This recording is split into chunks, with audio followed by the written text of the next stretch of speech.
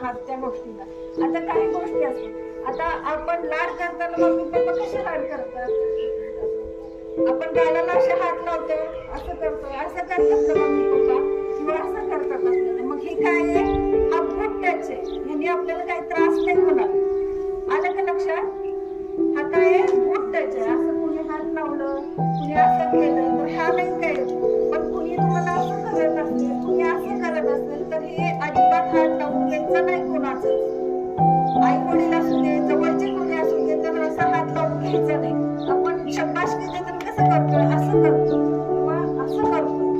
हा काय आहे, हा गुड टच आहे, असं करायचं. पण कुणी तुम्हाला असं जवळ घेतंय, कुणी असं करतंय तर हा हात लावून घ्यायचा नाही. मुलं असू दे किंवा मुली असू दे, असा हात लावून नाही घ्यायचा.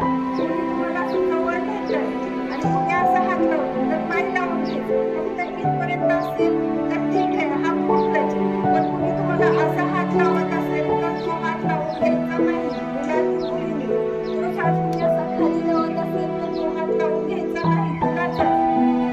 आपले मम्मी पप्पा दुसऱ्या मुलाला हात लावून घ्यायचा नाही तसं. आणि जर मुलं बाहेर असेल, कुणी तुम्हाला तसं करत असेल तर ती जागा सोडून जायचं, बोलायचं समजलं की तुम्ही असं करायचं नसेल, या गोष्टीवर व्यवस्थित चर्चा करायची.